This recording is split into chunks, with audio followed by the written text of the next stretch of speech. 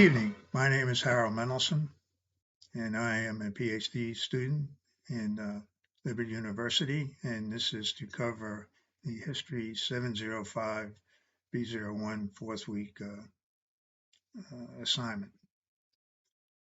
What we basically have to do is find three primary sources for the topic we've picked for local history and then expand upon them. This will be very abbreviated. Um, I've done a couple of this is second, third, or fourth go around, and they were very long, so I'm going to keep this short as possible. My particular topic is the Tyson and Jones Buggy Corporation. I will have three sources. Also, a part of that is W.T. Jones and how their symbiotic relationship existed between the two of them, and how it resulted in a very profitable enterprise. The book, The Story of Tyson and Jones Buggy Company, Carthage, North Carolina, 1850 to 1929, by Lawrence Koster, Koster, is my one source. The 1850 census from Fayetteville, um, particularly the L schedule, which lists W.T. Jones.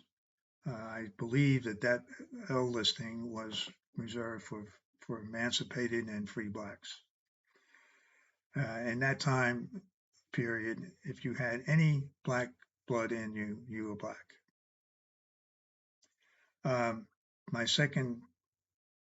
My third source will be his death certificate, which I also have a copy of. And that states on the death certificate that he was a mulatto. And what I'm going to quickly show you is how remarkable a life this man had. All right, 1850, he's a student in Fayetteville. Next time we see about him is in 1857, where Tyson comes to town. He had the previous 2 years had purchased from the Sewells what would become originally as the Tyson Kelly Buggy Company, but eventually will become the Tyson and Jones Buggy Company. Kelly was a plantation owner. He lived about 5 miles west of Carthage. His house that he lived in and had built around 1840 still exists today and is still lived in by the Kelly family. Tyson's home was built. I've seen photographs of it and drawings, and it's a very exquisite home. He ran out of people to basically live there, and it kind of was abandoned. So what happened was somebody bought the place that was a builder, and he basically realized that even if he fixed it up, he could only get so much money for it. So he decided to tear it down very structurally, carefully, to preserve as much as possible of the old furnishings and wood and stuff. And then he used that in other buildings that he built. So that home is gone. Now his grandson's home, that's Tyson Jr., his home was across the street from the Tyson and Kelly buggy factory and still exists today. He had built this big, huge house. Something unique. After he built the house, it was decided that he lived in a while. He wanted to build up merchants right across the street from basically the courthouse, which is the county seat. So he tore down part of the front of his house and built up a series of stores that were connected. And initially it was the Carthage Furniture Company, which he was interested in. And then he eventually, he died in 1924. And then the house passed through several people. There's still people living in it today. And the businesses, the old sign is still there. It's kind of derelict condition.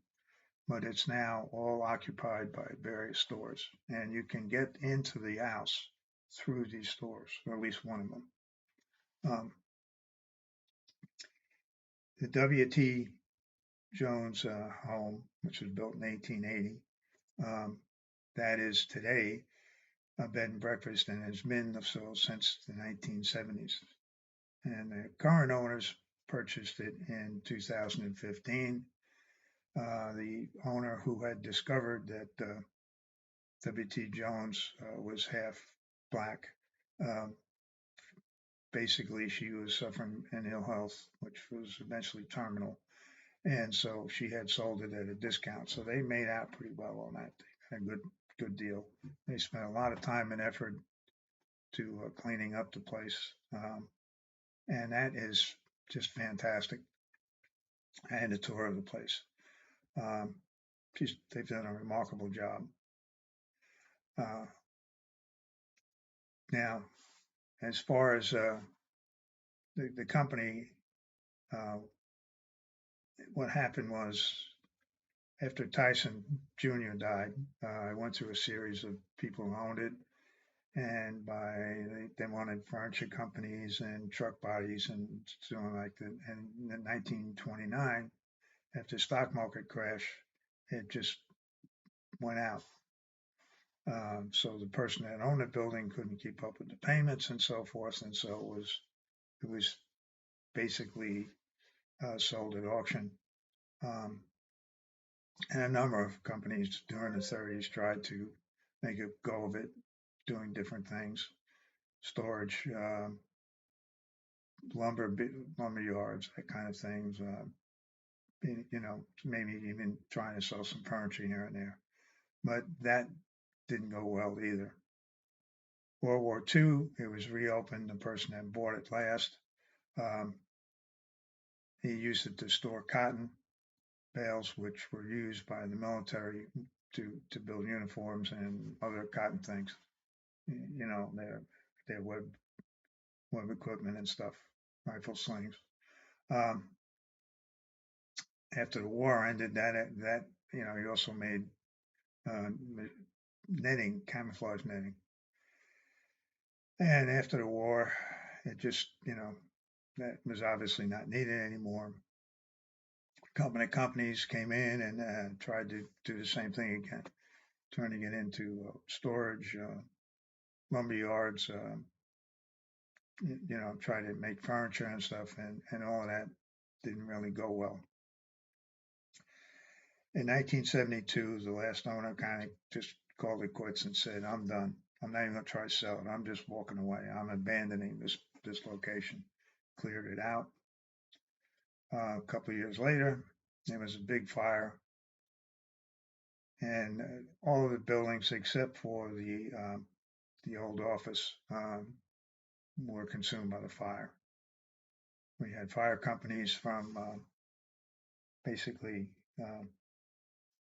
Bass and Southern Pines came up and fought the fire, but it was gone. So this was basically the third fire in this complex, and the last one was devastating.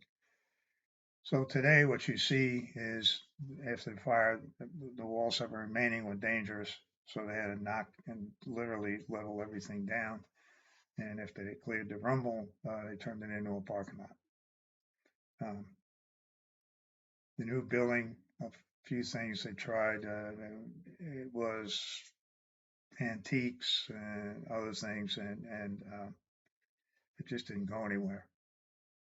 Right now, it's closed and not occupied, but there is an effort on the part of a brewing company down in Southern Pines to come up and start a brewery up here in Carthage, and then turn it into also a restaurant. That's not the end of it, though. 1991, people in Carthage felt that we needed to pay homage to the Tyson Jones Buggy Company. So they started a parade and a festival the first weekend in May, every year, and it's been going on since 1991, every year, and every year it gets bigger. They have parades with old Tyson and Jones buggies and other buggies, and they have acts and people come in, they sing and dance and play music, and um, they have rides and they have that kind of stuff, contests for the kids, um, and so it's a big deal. As I said before, in 2005, um, there was a new owner in the Jones house, and it has a bed and breakfast. And she did research on him and found that he was a mulatto, half black, half white. Uh, she tried to pass that word around, and it was not meant well with the people. First of all, they thought she was lying. Now, nobody was alive that actually saw him, so they didn't know, but they just assumed he was a white guy, which he was half white. Now, it's not a big deal today, but in those days it was illegal. He married two white women, illegal. He was an officer in the Confederate Army. I don't know if that was legal or not, but it was certainly unusual. Um, as a prisoner of war, he made $3,000. Very unusual. Okay. And then um, lastly, that the company was able to build itself in spite of some disasters that it met, like after the war, and then a couple of fires. Um, it's an amazing story. And W.T. Jones was an amazing man. I mean, the guy went to a white church. He was married as a white person. He taught Sunday school in a white church. I mean, and he was just a nice, good American. If you wanted to have a person to look up to, he was a guy. Well, that's about it. It's as short as I can make it. I will have some other short, very short tours of Carthage to show you the various places if you're interested. Um, I will pass those sites along to you.